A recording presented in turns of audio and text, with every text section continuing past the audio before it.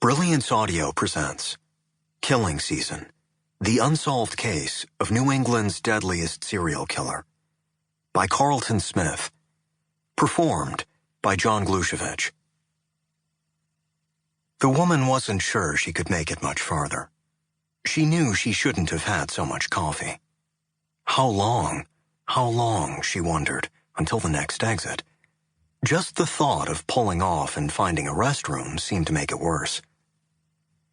Outside, the trees rushed past as her car flew north on State Route 140 outside of New Bedford. She didn't want to stop. People driving around her would wonder why, and probably guess. It would be embarrassing. Women weren't supposed to use the woods for toilets.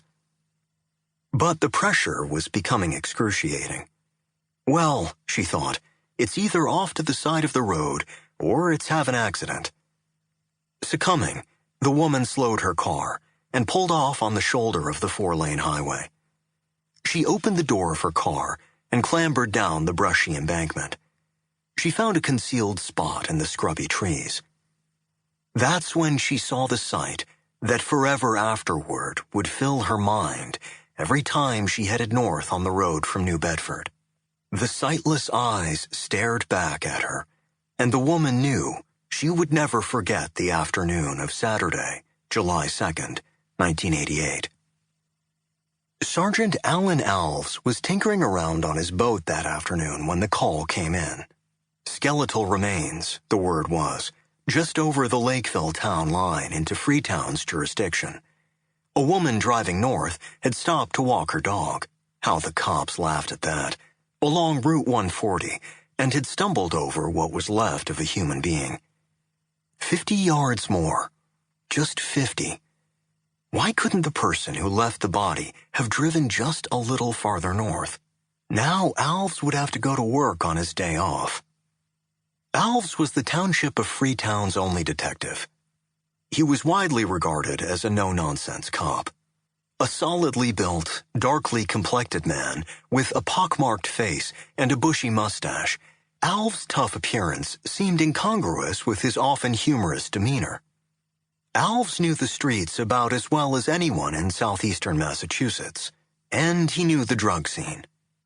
But what Alves was most noted for was his grasp of the subtleties of Satanism, or, at least, devil worship as it was practiced in this largely rural portion of the country's second-oldest state. Alves pulled his car off onto the shoulder of the highway, where units from Freetown and the township just to the north, Lakeville, were already gathered. A call had already been made to the Bristol County District Attorney's Office, and experts from the Massachusetts State Police were on their way. The uniformed officers showed Alves the site. It smelled awful. Alves guessed the skeleton had been there rotting away for several months. He was pretty sure the dead person had been a woman. The skeleton lay on its back, eye sockets pointed upward aimlessly. The arms and legs were thrust outward, as if the victim had been spread-eagled by the killer at the moment of death. The reason Alves thought the dead person was a woman was because of the panties bunched and dropped to the side, and the brassiere that was still twisted around the neck. Alves had the impression that the woman had been raped and murdered right here on the spot. Or, maybe, with some of these guys, you could never tell. Maybe she had been murdered, then raped, Alves thought.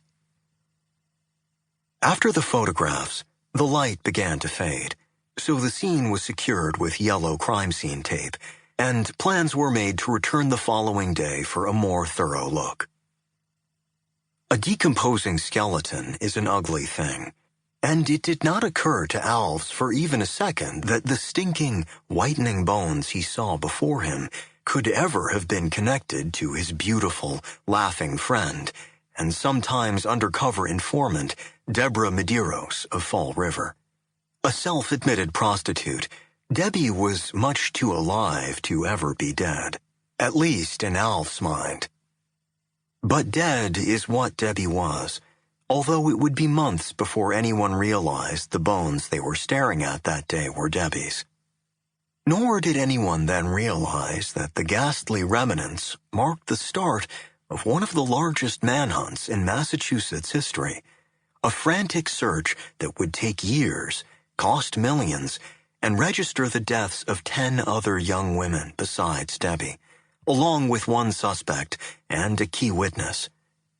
It would be a manhunt that would destroy professional and public reputations, torture 11 families with agonizing doubts and bitter hatreds, and, finally, irrevocably demolish what had once been one of the most promising political careers in the Commonwealth called Massachusetts. But all of this was to come with hindsight years later, for Alves and everyone else. By then, though, it would be far too late.